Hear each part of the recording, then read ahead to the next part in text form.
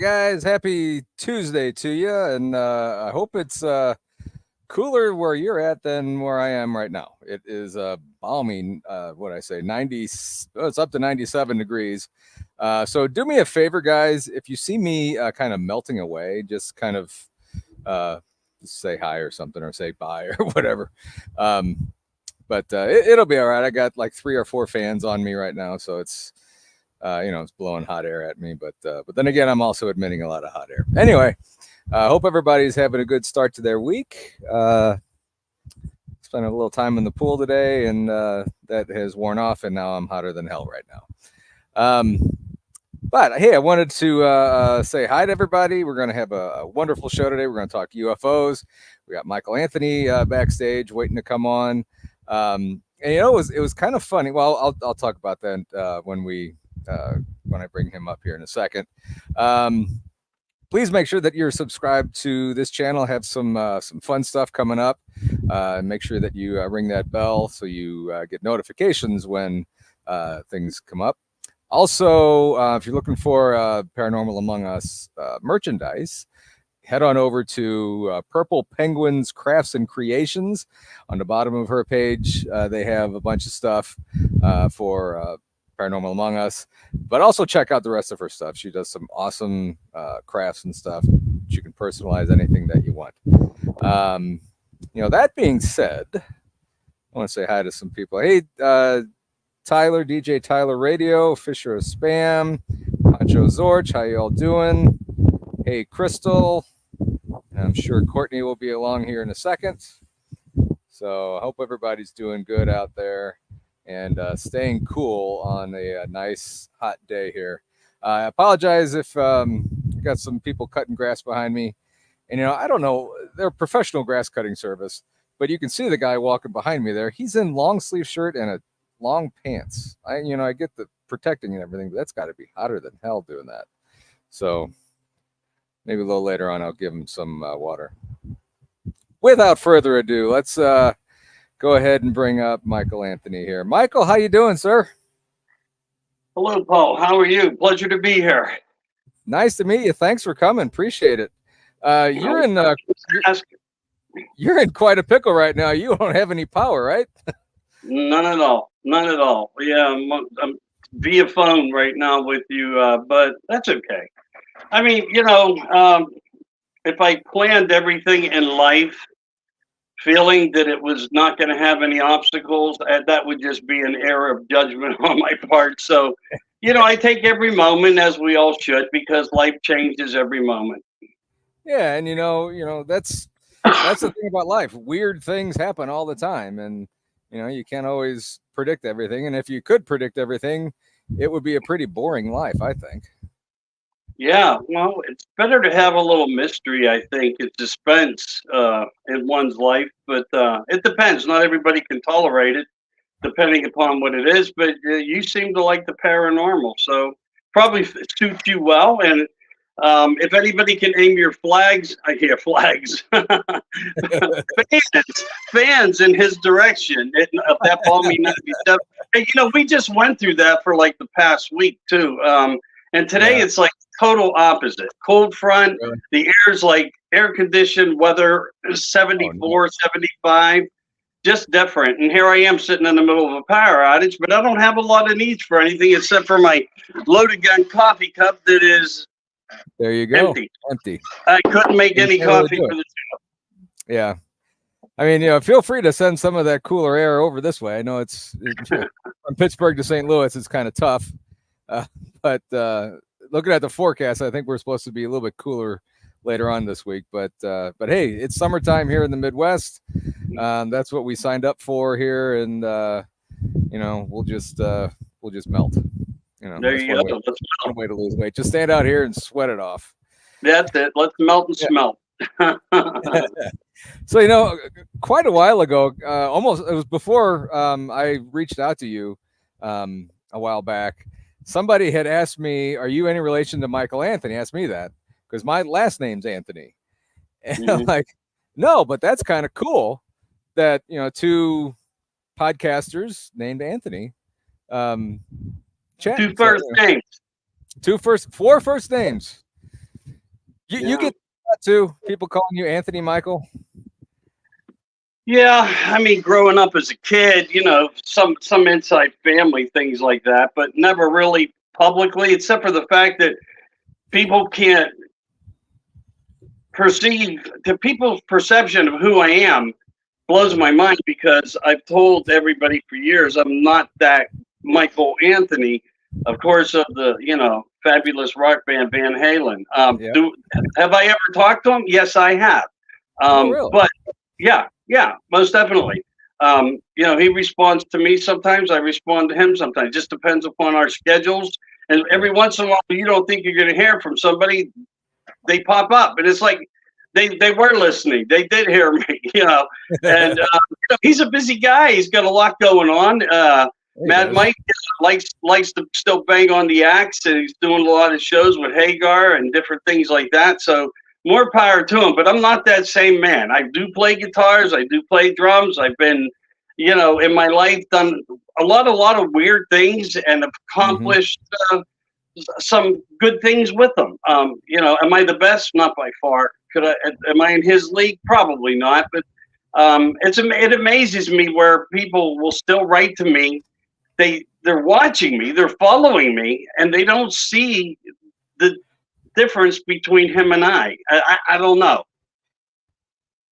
Yeah, you don't really look alike. Not even close.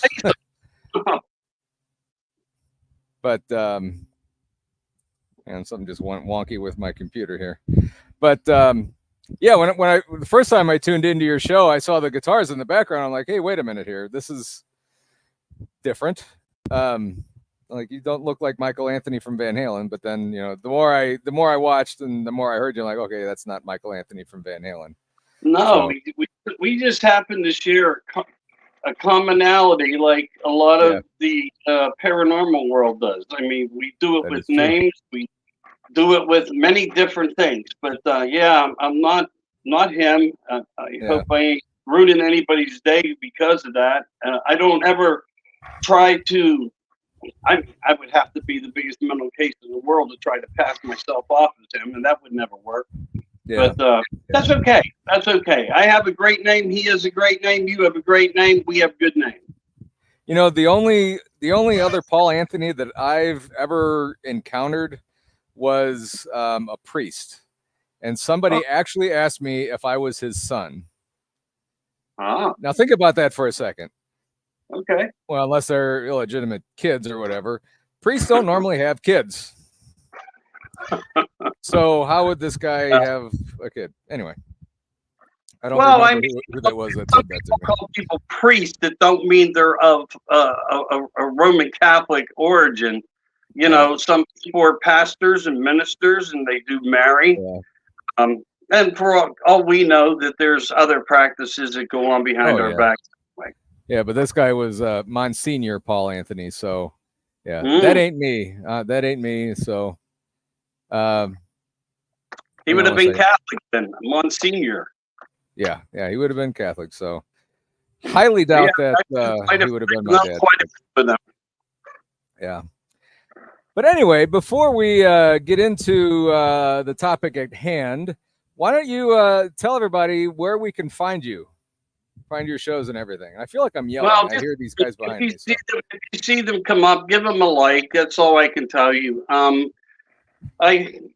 from Pittsburgh, Pennsylvania. Most of my time is here where I spend, but I do have some hobbies and crafts, and I keep a place up in the mountains, and I like to fire up a chainsaw every once in a while and make things from things that I have a good eye perception of what's sitting in front of me. I'm not saying I'm the greatest at it, just like with the guitar, but I like to keep myself busy, keep my mind amused, and I like for me, I like making things better.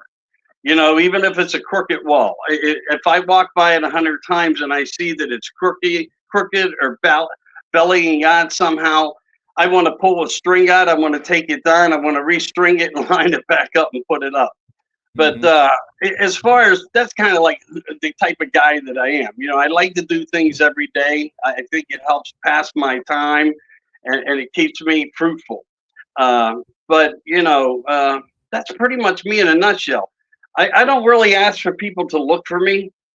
What I do try to do is deliver good content, good guests with a good message. I don't look for numbers. I look for the power of the message.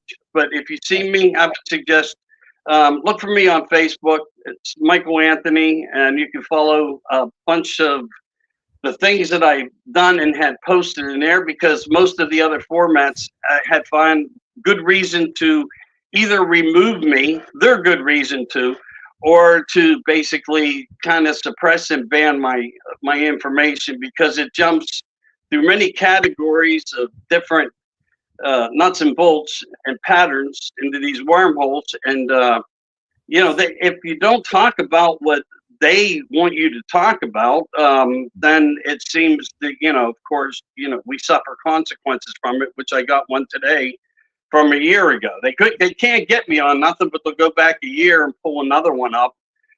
And, for a minute when my power went out, I thought, well, maybe that was Joe paying me back. I don't know. But yeah, just look for me on Facebook. I don't look for no large criteria, because I got to tell you what, I was one. I had that once.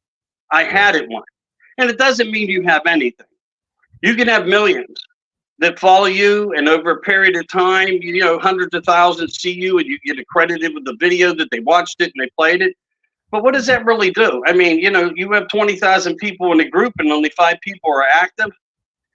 That's a lot of what we find in descriptions from subs. But after building something like that and having it swept from under my feet, I don't care to try to concentrate on thought of growth. I just don't. I want to be happy in my life. I want to be happy with the messages and information that we can share and discussions we can have together with people, no matter how big the platform or how small the platform. Every voice is important. Every message is important. Every person that has worked in a different area of many different things that we enjoy, where information comes from, that's important. And I think that's my biggest focus. So if people want to look me up, Michael Anthony Facebook, just because at a moment's notice, that could no longer exist as well. And that's true. Exactly. That's actually very true. When you're TI through the past 4 years, you know what they are looking at. You know that they're listening to you, and you know when you tick them off. My numbers can go into the thousands, and you think it would be something that would be good for them, for their format. Because who are we hurting when we talk about going into the mountains and looking for footprints or different scenarios? Right, exactly. We're not hurting anybody. We're just sharing information, and a lot of people have the hope of existences of certain things that we represent, whether it's through ufology, cryptozoology, and et cetera, on that bandwagon. But yeah, so I'm going to shut up for now. And if you want to get to know me somehow, Michael Anthony, go through Paul. Paul will tell you. He can give you a copy to my link to my Facebook, and say hello. Yes, definitely. I'll put that in the show notes after the show when I go back to re-edit this again. But you said something very, very that rings very true to me. I mean, this is fun stuff to do. Getting messages out to people, having like an avenue for people to come on here and talk about their experiences, whether it just be therapeutic for them, whether it's just to get it off their chest, whatever. Other people looking for answers, looking for people who had similar experiences to say, hey, maybe I'm not crazy as some people might say they are when I have these experiences. Look, there's somebody else with an experience that's just like mine. Right. It's very therapeutic, and I've like you, I love doing this. It is so much fun. I meet so many great people. I've heard. I don't talk well, apparently. I'll blame it on the heat. It's I hear so many great stories and stuff, and I just want to share that with as many people who want to hear it. I mean, I put it out there, and if people want to hear it, great. If not, it's all good. Right. But, people will find what they're looking for. They really will. And eventually, they seem to stop on everybody for whatever reason. Let that be your strength. Let that be your growth potential for whatever it is that you seek. because Exactly. that's what's important. Knowing what you seek before you do it, in my mind, Hmm. is going to help answer and guide you to the position you want to be in. Yeah. If you try to do everything at once, I can only tell you it turns into the biggest monopoly game in the world, because I did it from the political standpoint through all the subject matter that we talk about that we enjoy even more than that, which, believe me, Hmm. I enjoy the other side of this Hmm. narrative much more than I do the political end of it. But Yeah. I tried to put myself in a position at one point. I mean, I think I still have close to 100 groups, but you have people that go in, they run them, they try to do the best they can for them, things like that. But too much is just too much. I stay away from doing a lot of things because I think it keeps my mind a little bit more mentally focused, and I'm happy with that. But for everybody, it's going to be different, and I respect Exactly. that. That's what makes us all interesting. We're all different. Hmm. Exactly. And people come on here and tell their stories. Who are we to say they didn't happen or they did happen? Yeah. It's just an avenue for people to let their stories out, let it be heard. And I tend to believe most of what I hear. But that's why I ask questions when they tell their story. And it's most of the people that I have encountered have come through, and their stories have come seemed truthful to me, at least. Um, a couple of them, in the past, I haven't had many that I've kind of um, thought weren't true recently, but in the past, I've had a few that maybe that didn't happen. That just sounds a little crazy, but I'm not going to say anything to them, and I'm not going to say their names or anything. But Right. so yeah. Yeah. No, I hear you, and I respect that. I mean, I find a lot of similarities to doing shows with people, and Hmm. giving a place for them to have a voice, to get support, find support, to grow. But it Hmm. seems like everybody that's had an experience wants to be the expert as the experiencer too. And in ways, I respect that because they saw something that we didn't see. They saw it Exactly. through their eyes, their visions, their mind, and their analogy. And Exactly. what they then bring forth from it, we have to pay close attention to. But it will help us ask questions, but also get some of the questions answered, maybe. Hmm. Um, but when it comes to things like the big nut and bolt bag of ufology, I mean, we have presidents who talked about their own experience. But now we live in a different world of dictatorship and different things, and I think we see a lot of the things the way we see it is because with this information or um, you know somehow pressurizing the possibility of a factual story coming from even an elite makes people wonder and skeptical if their stories are even true or false. But one of the biggest ones that I get is when you talk to people and you learn from what you do. And I think anybody will. Have to say, I had to self teach myself this mechanism. Some people that were on my shows, I just removed because when I really, after the show, it troubled me to the point where some of the things I was hearing them say on other shows, Hmm. following them a little bit, I started to find a little bit of subject matter that just wasn't so feeling so good or feeling so true. And when I would go back to some of them, and I'm not going to say who, but a few I did.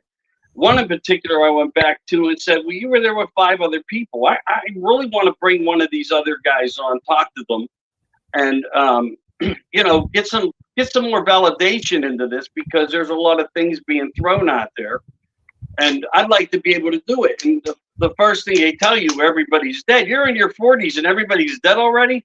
Yeah. All 5 guys are dead. Yeah. I mean, really? It starts then to like you have to change your perspective and Hmm. your analogy of how you conduct yourself while you're doing a show with somebody. And it might seem Exactly. like we're trying to throw somebody under a bus, but we're not. We want to build ourselves Never. with integrity and respect, and deliver a message that's true. But again, we live and learn, and I think some of the best in the world sat back at the end of an interview and scratched their head saying, "Oh my God, what did I just do that interview for?" But Yeah. it does happen. It does happen. But there's a lot of good out there. But with good, yeah. there's bad. It's in everything. Yeah. Exactly. So, all right, and the topic today that I was kind of thinking about, and the reason I saw this, I was watching a show. It was actually Small Town Monsters. If you haven't, check them out. They have some fantastic content on their program. They do everything. They do aliens, cryptids, ghosts, everything. It's awesome. And Okay. it's more of a documentary style show, well, like an hour-long episode. And I've always been interested in UFO more than, well, UFO and ghosts more than really the cryptids for the longest time and everything. So, and I've been watching a lot of their UFO programs, and they were doing one. They were talking about Barney and Betty Hill from New Hampshire, and this guy, for some reason, when I hear like a story like this, I kind of, something clicks in my head, and I'm like, yeah, I think I want to delve into that a little bit more. And so many questions come up from that. Then you just, where are all these spacecrafts supposedly coming from, and are they here already? How do they get here if they're not already here? That kind of stuff. Yeah. But if you guys aren't really familiar with the incident, I want to take a second and kind of talk about it for a little bit here. This occurred, and I'm reading my notes here, so I can't really do anything from memory. It just kind of bounces all over the place.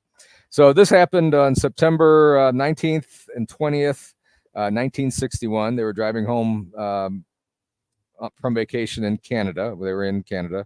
They were driving back to New Hampshire. They lived in Portsmouth, New Hampshire. They were driving through the White Mountains of New Hampshire, and the hills observed a strange light in the sky that seemed to move kind of erratically. At first, they kind of dismissed this as a conventional aircraft or possibly a star. Then they continued on their journey. However, the light grew closer and appeared to change direction, causing Barney to stop the car and take a closer look through binoculars. And what he saw through his binoculars, he described as a huge pancake with 2 rows of windows and kind of strange beings looking out at him. They never really said how far this craft was from them, but I mean, to see the people or beings or whatever inside these windows had to have been pretty close, I would think. So they quickly got back into their car and sped away. They experienced a period of missing time during their drive. It took them 2 hours longer to get home than they expected. They found that their watches had also stopped working, and Barney's shoes, and this is the 60s. You guys, they always got dressed up whenever they go anywhere in the 60s. His shoes were inexplicably scuffed, and both experienced lingering anxiety and strange dreams the following few days. Fast forward a little bit, and this is where it gets kind of interesting to me. They went to see a psychiatrist, Dr. Benjamin Simon, who put him under hypnosis. And he did this separately with each one of them. They were called detailed abduction scenario. They described being taken aboard an aircraft, examined by humanoid beings with large eyes, and subjected to medical procedures. Now, one thing that also kind of stuck out is that they were, let's see here, their accounts included details such as being separated from each other during the examination, communication with the beings through telepathy, and being shown a star map. A star map to where these beings might have come from. On a side note, I went and found back in '68, somebody by the name of Majori Fish, who was an amateur astronomer, started analyzing the star map that was given to the hills. And after several years of research and studying different vantage points and star systems, She determined that the match to the Hill star map is a system called Zeta Reticuli. I'm not sure if I'm saying that right. Or Zeta. Zeta, there you go. Which is about 93 light years from Earth. So this couple has had an experience. How did this craft get here? 39 light years from Earth. That will take a long time to get here. Are you asking me, or we just? I'm just talking out loud. I get where you're coming from, Yeah. and why you're laying it out the way you are, because a lot of people are still learning about this subject matter, and this is a very important case scenario when we talk about Betty and Barney Hill. Yeah, hypnotic regression. I believe they went under that more than one time. They actually worked with more than one hypnotherapist also.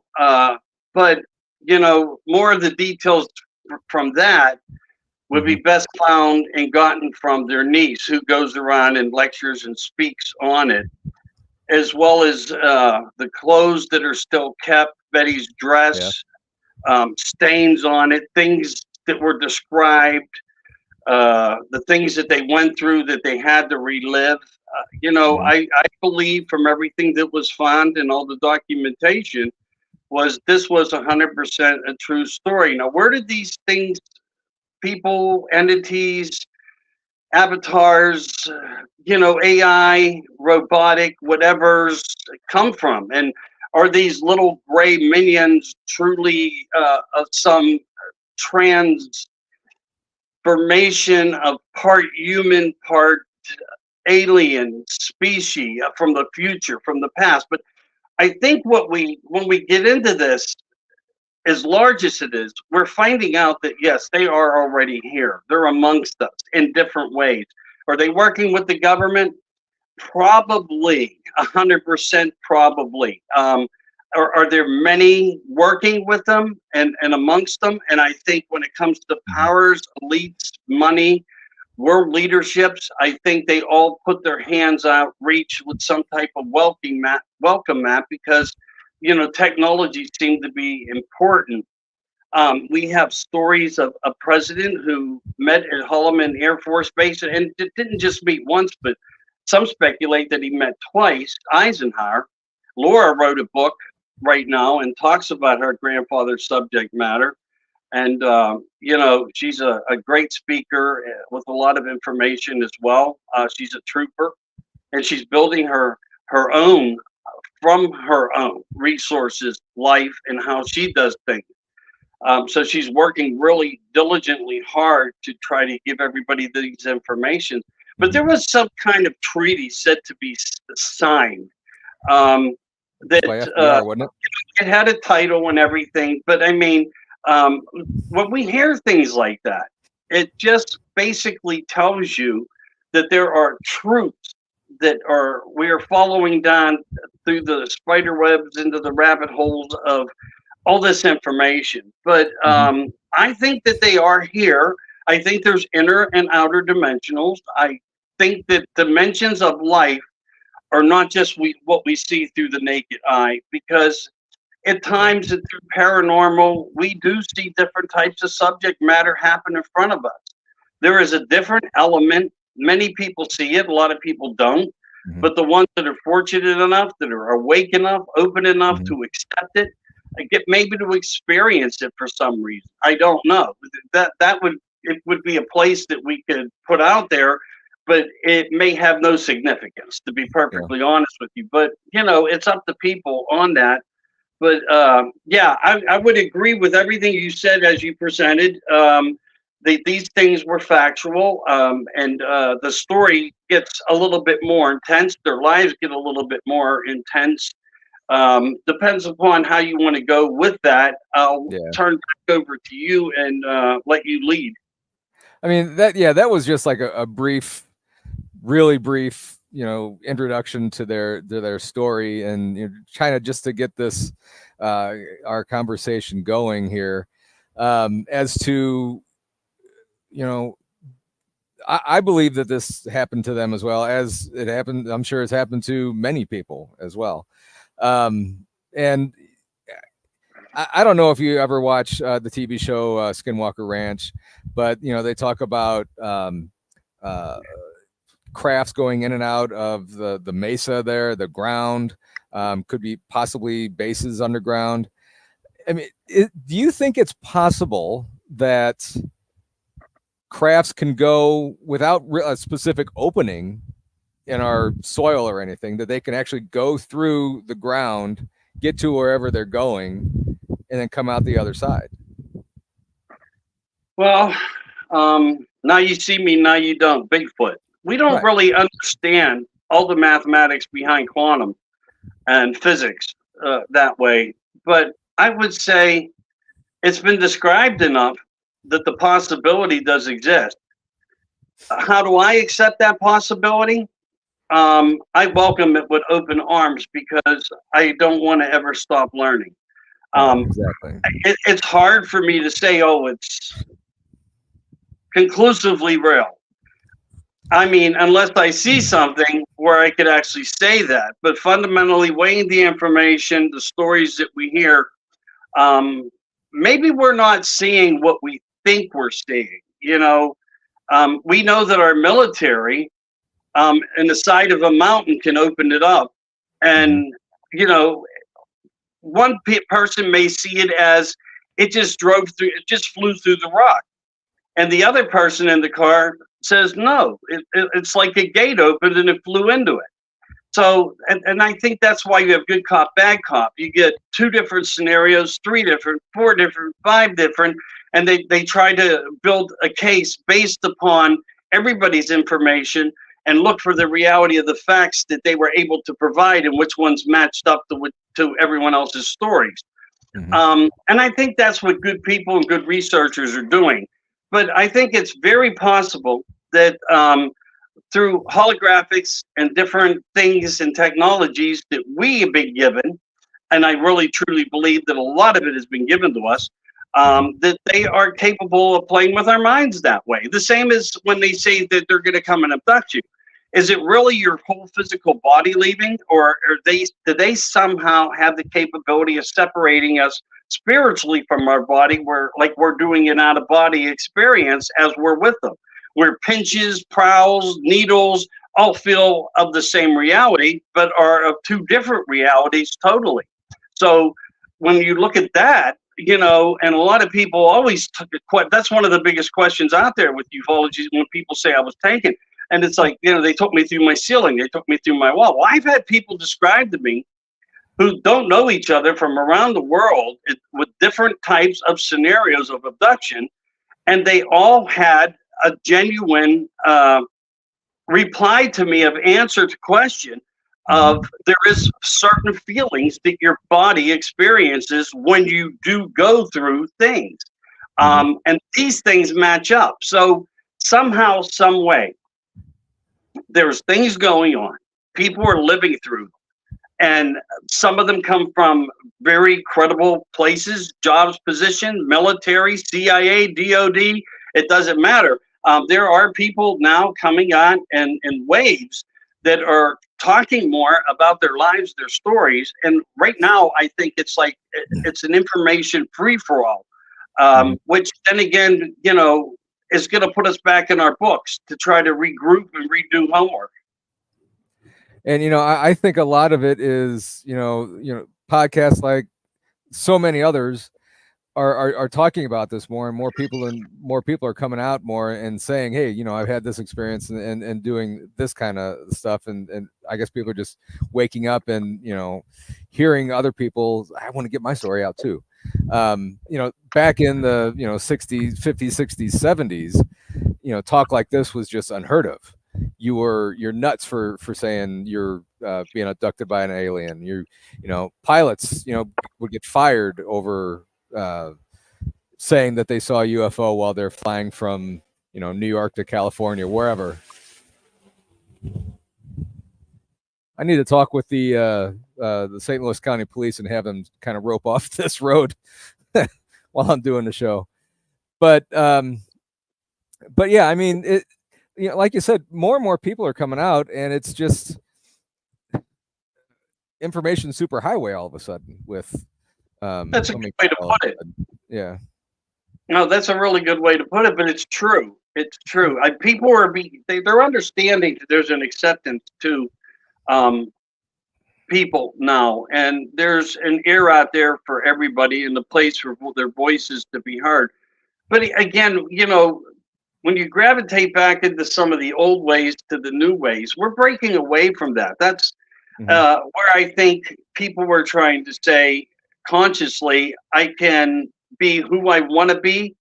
I can be truthful, and I can talk about anything I want. Where back in the day, it was a more disciplined time. And by rule of thumb, presidents always had more respect than anybody else in the world, but not so much now. And I think that's what people are gravitating on. Well, if the world is now changed to this way and this mannerism, then I'm going to change with it and go with the flow. I know I have in many ways.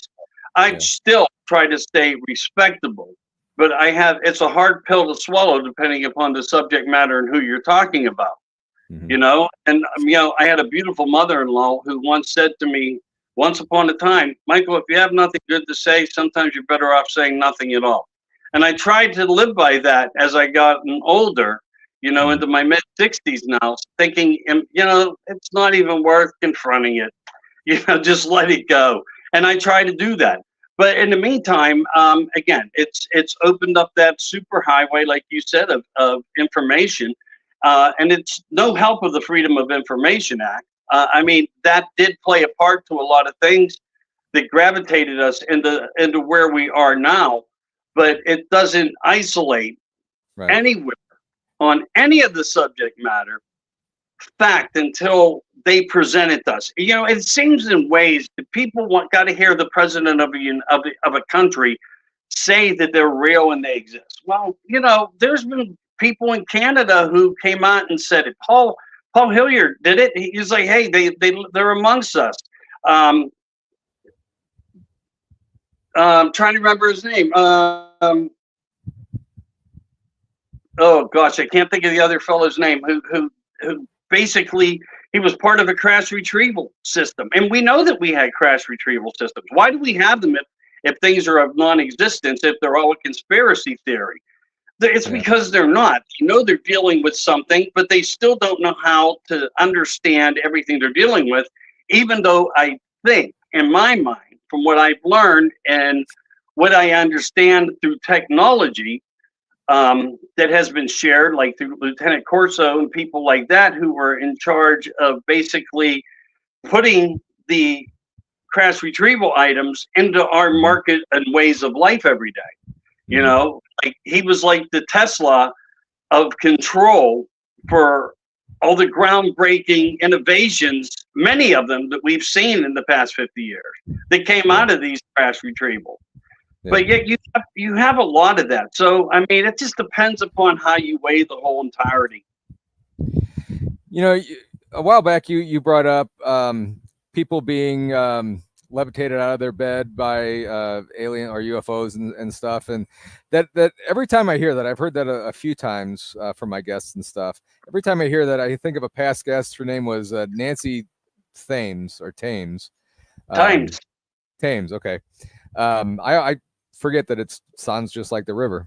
But she had stories like that too, where she was levitated out of her bed and everything. And one thing that she said, and I heard this just recently, that she said that it's now happening to her kids as well. Do you think that people who get abducted later in life, if they have offspring or something, that something gets pushed down to them as well, that they're vulnerable for being abducted, or beings are interested in their offspring as well? Yeah, it's very possible. I mean, because I've heard it a lot, numerous times through guests that I've had, that it seems to be some type of breeding project program. Sometimes certain bloodlines you hear about more than others.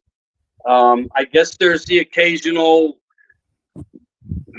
person on the road, minds his own business, walking home from the bar, doesn't mind the dark, and gets abducted, and it's totally different for him. But there are people, and there is criteria.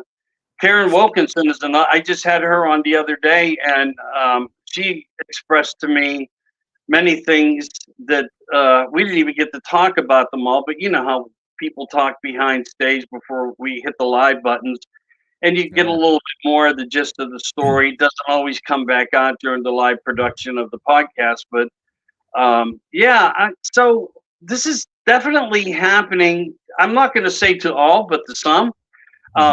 Now, in Karen's memories, she remembers going with them, going places, going underground, going below level 7 into like cryogenic stasis areas where they were actually growing children. Women do know, I would think, when they're pregnant versus when they're not.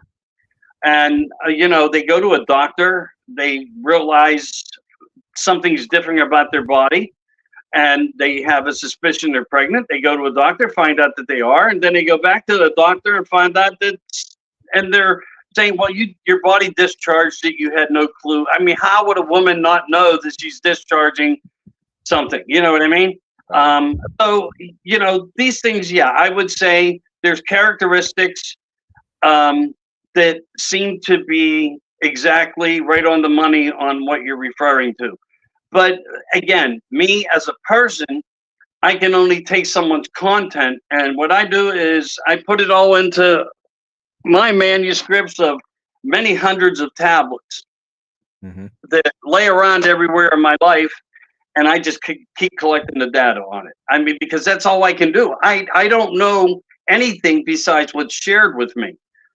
Some of the stories are fascinating. Some of the stories are very scary and painful and hard for people to, even reflect back on. I mean, I've had people on my show cry, and I get it and I understand it. And, children are taken as well. And these two women that we're speaking about right now started being taken at very young ages. And many people were taken at the point, which also reminds you of the commonality when you hear about people being handled and handlers and how this whole system works and how it all works together.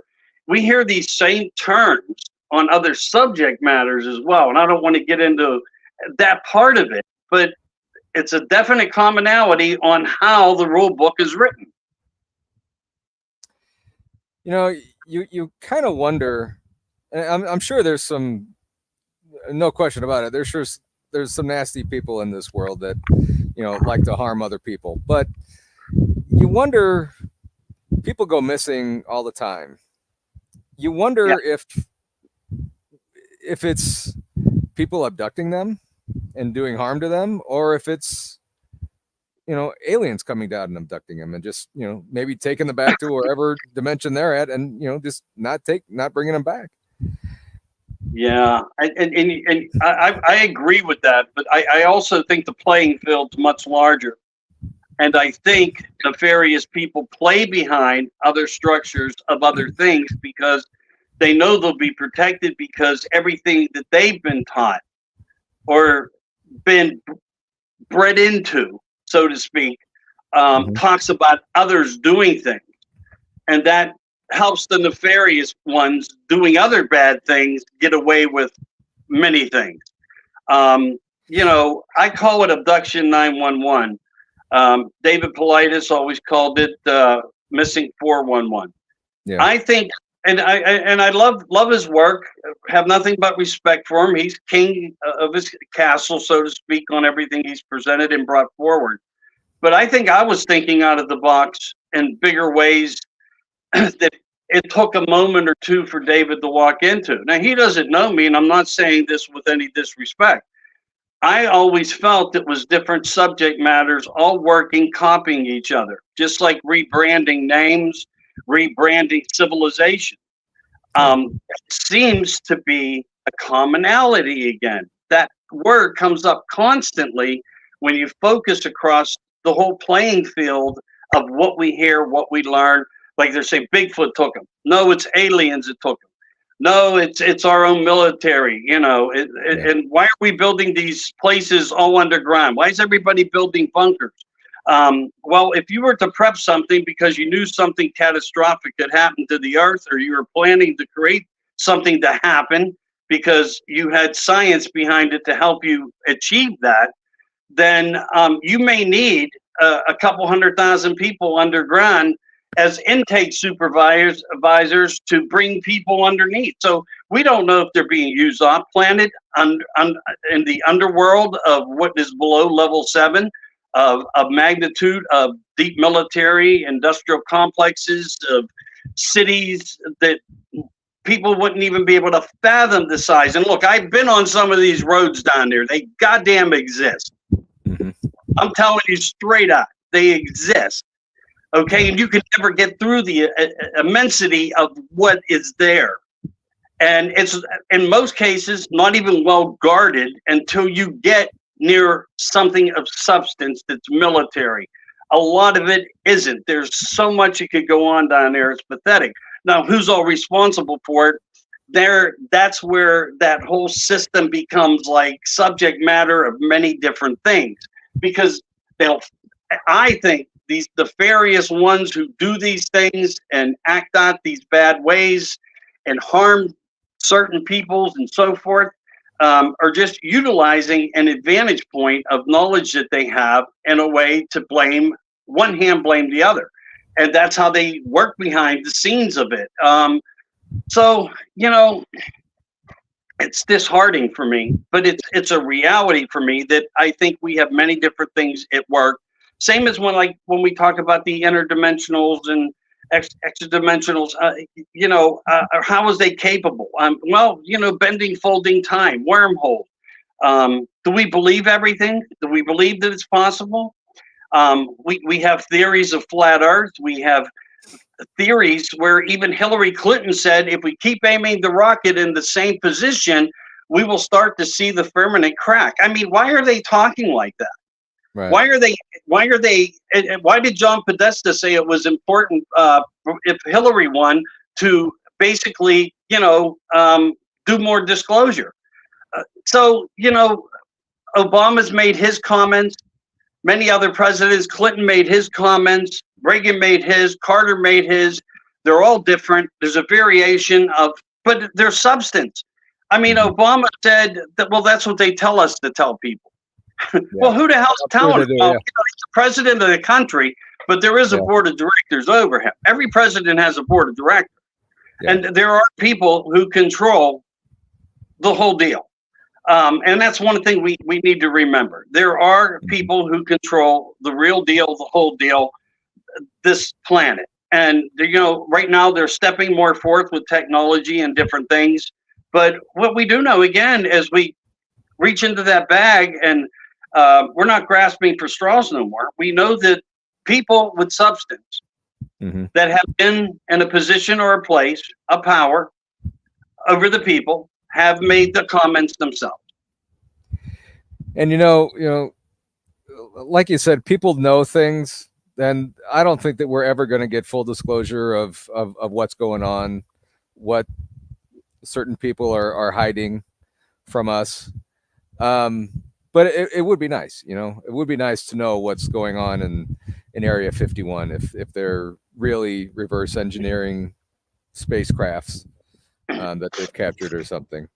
Well, I happen to know firsthand that the craft that Bob Lazar worked on was actually an archaeological find. It was really? It was an ancient craft, 100%. So that was something that was found, that was dug up. And there's many things like that have happened. It just, who owns the information? Well, the elites own it. They own the museum. Mm-hmm. I mean, the rich and powerful have 52 miles of under the Vatican where they just store records from the beginning of times plus much, much more. Plus much, much, much more. I mean, that's where the can of conspiracy worms really opens up. But it's because They're controlling it. They always have controlled it. I mean, no matter where you look, where the money is, it has to do with certain people's family names or royal crest. It doesn't mean that they're actually, you know, bigger or better than anybody, but they have somehow been able to guide or with help guide a certain amount of negativity to bring humanity to the point of where we are with everything we're seeing. And it's pretty much a mess. But I think while that's happening, people are learning also throughout all the subject matter that we are the cure for disclosure. But we have to stand up and fight for it. And in the 50s and 60s, people were out there stronger than we are now.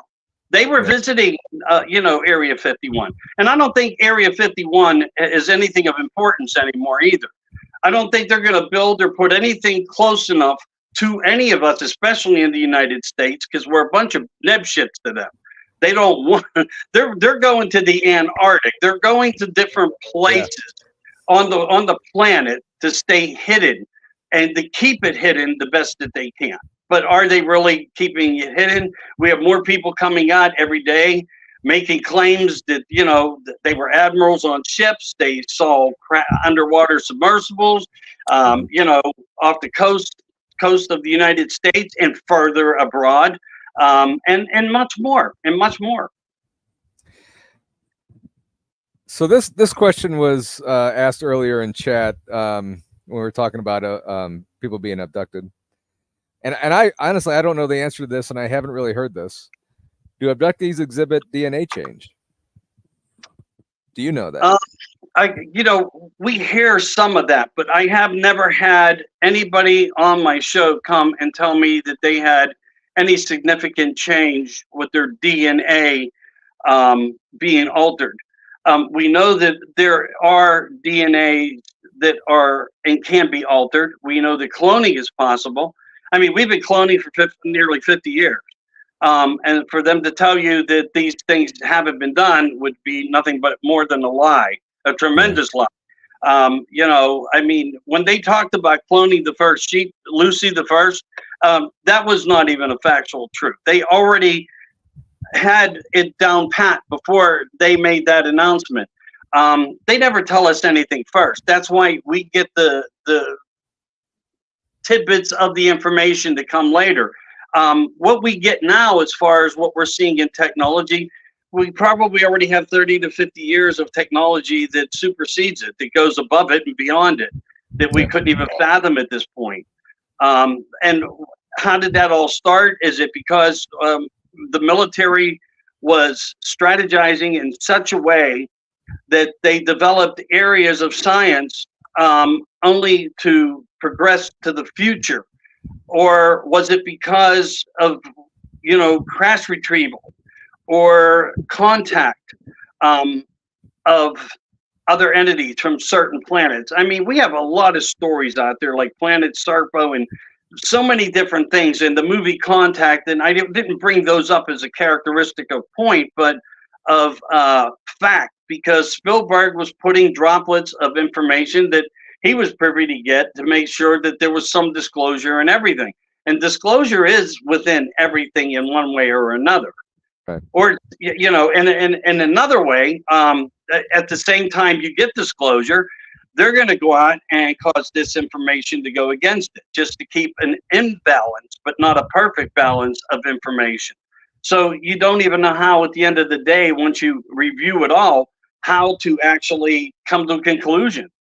But you do, and you will, but it may not be as strong as or valid as what you would have liked it to be. But it puts you into some perspective, either of the same place or the possibility that you had growth from it somehow. And I think that's why it's good that a lot of people are taking the time now in life to find interest this way.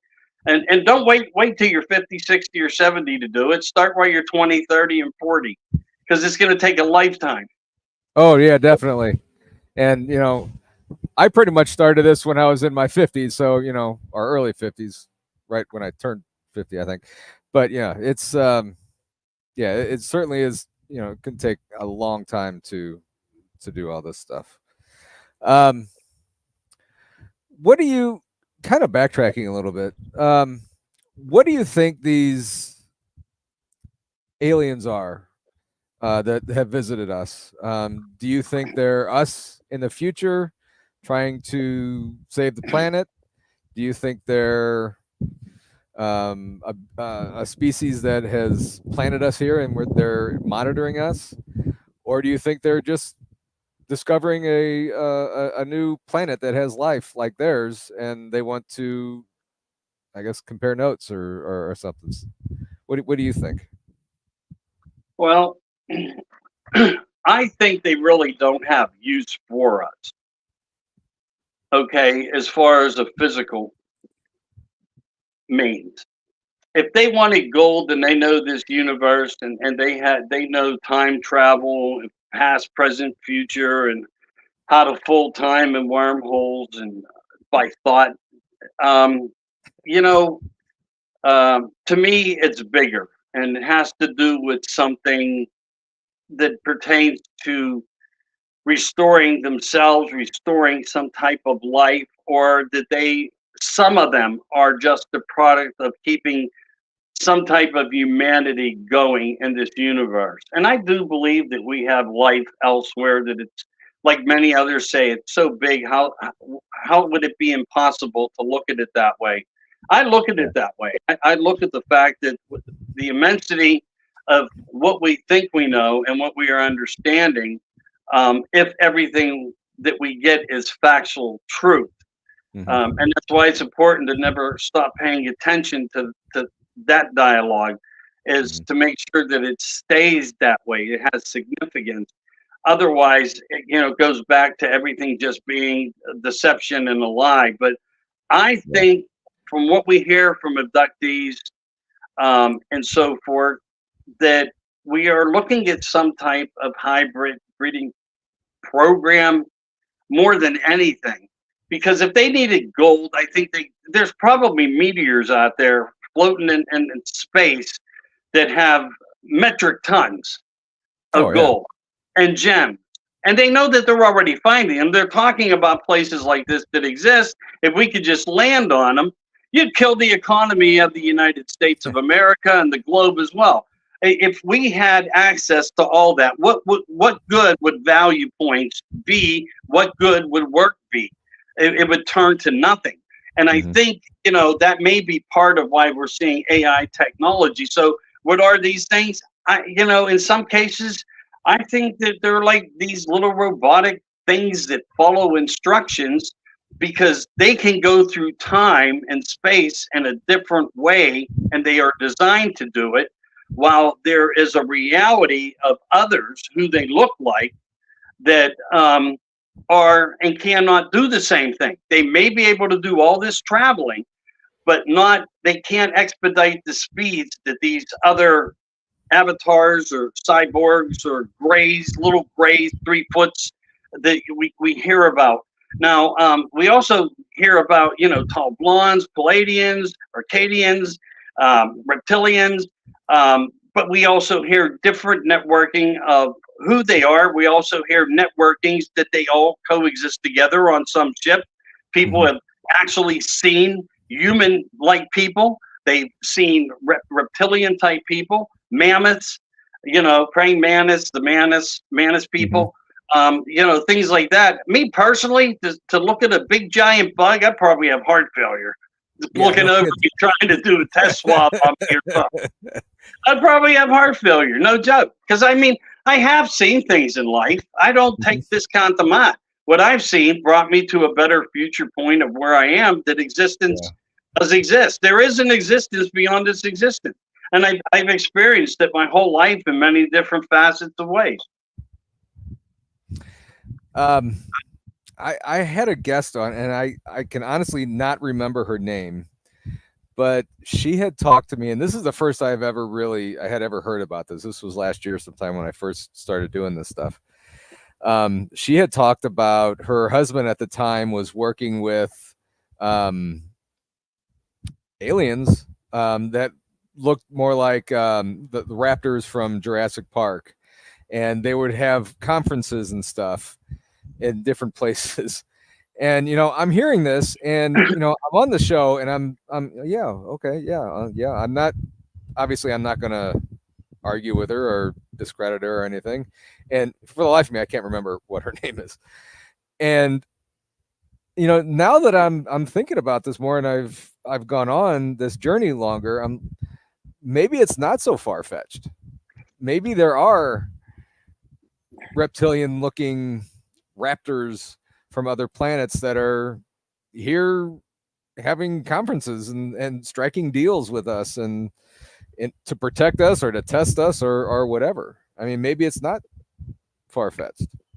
Well, I mean, there is some evidences that say we are doing military trading with other entities. This through Super Space Force and different things like that.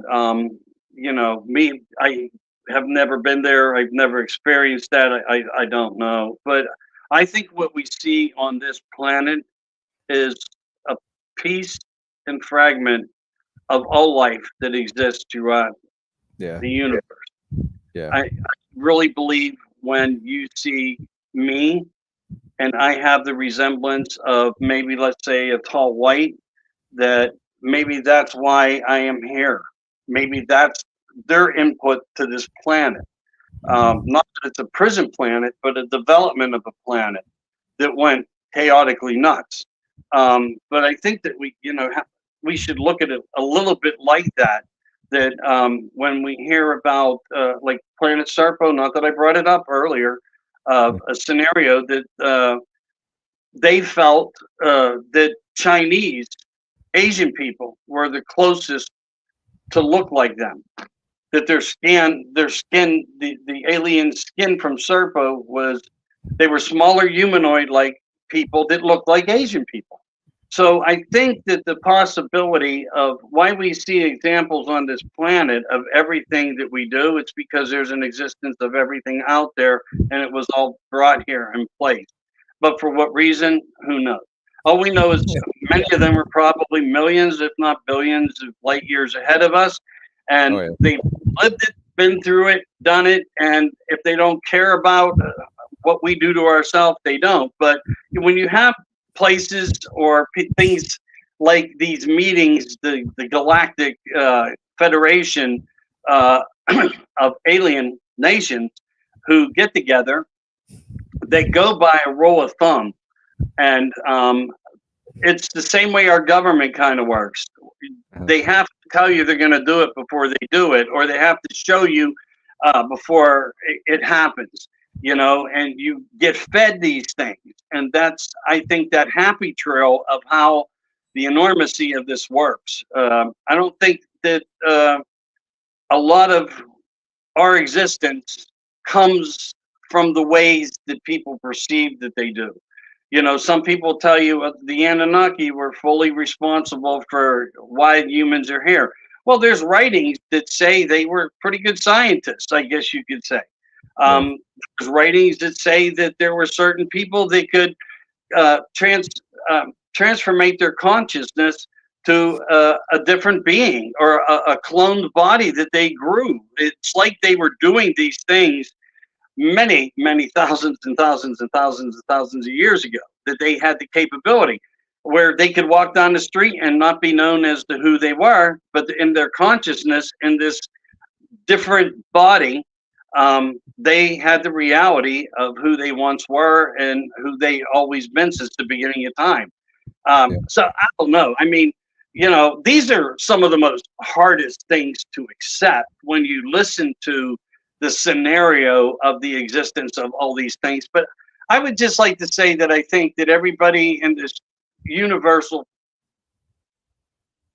source of everything that we have, many sponsors of different types who came to help early development in ways, but also have always been here. So they have the technology, they have the science, and in some cases, they may not even be so far ahead of us. Their existence has just been here. They're happy with where they are. and they intercede or interject where they feel they need to at times, because those are some of the other scenarios that also pop up, which you know that if you do this. A friend of mine, and I wholeheartedly believe that there's no way that we're alone in this universe, that as big as this universe is, there's no way that there's not a star planet relationship like us and the sun. There's no way that there can't be other life form around. And somebody, a good friend of mine, who I was actually trying to get him to come on this show with us as well. He's so funny. He always says, if we're the only intelligent life form around, we are messing this world up so bad. And then that's another rabbit hole to go down another time. And that's a different path, but you know what? It's a valid one. But here's why it's important. If you look at the past 4 years, and I don't want to go in this direction, I'm going to watch my wording. A lot of things have happened. A lot of change has come about. And they're bringing a lot of things that were from old history, biblical time, ways of life, sexuality, bestiality. It doesn't matter. It's all there somehow, some way. And what if their whole plan really was to somehow manipulate us all into receiving the greatest miracle gift of all due to this pandemic that had occurred? Would it be to part of what they needed to do of an agreement to give the reality of Earth back to a new colony of a different race that they've been working to build on to give back to the Earth? I mean, there's all these different scenarios that you could put into place that say it could be possible. That's all I'm saying. Yeah. I agree. Well, my friend, I think we could probably go on here for hours and hours and hours, but I think I've lost like 20 pounds already, so I'm gonna have to cut this. My computer says we're up to 100 degrees, and I'm starting to feel it. So I understand. No worries, man. Hey, thanks for having me on. I appreciate it. I don't know if I touched on everything the way you wanted them to be touched on, but it was a great conversation with you. It was a pleasure meeting you. Oh, it was great. I really appreciate you coming on and had great conversation. You hit on everything. Hey, we need to do this again. I think we'll see if we can hook up and have another talk like this again on maybe something. All you have to do is ask, friend. All you have to do is ask. We'll do. All right, man. Have a great day. Take care, everybody. You too, Michael. All right, guys. Thank you all for joining us in the chat. Hope everybody has a great day. Stay cool if you can. Hi, Jason. Sorry that coming at the very end, but there's always a replay, my friend. So hope everybody has a great time. Once again, also, if you have a paranormal story that you would like to share, email me at paranormalamongus72@gmail.com, and I can either read it for you or I can have you on the show as a guest and we could talk about it. So Freaky, if you could send that rain to us, I'd really appreciate it. I think it's supposed to rain tomorrow, actually, so, and hopefully cool off. Take care, everybody. Hope everybody has a great rest of the week. Saturday, I'm not sure if we're going to do a show. I am not available to do the show.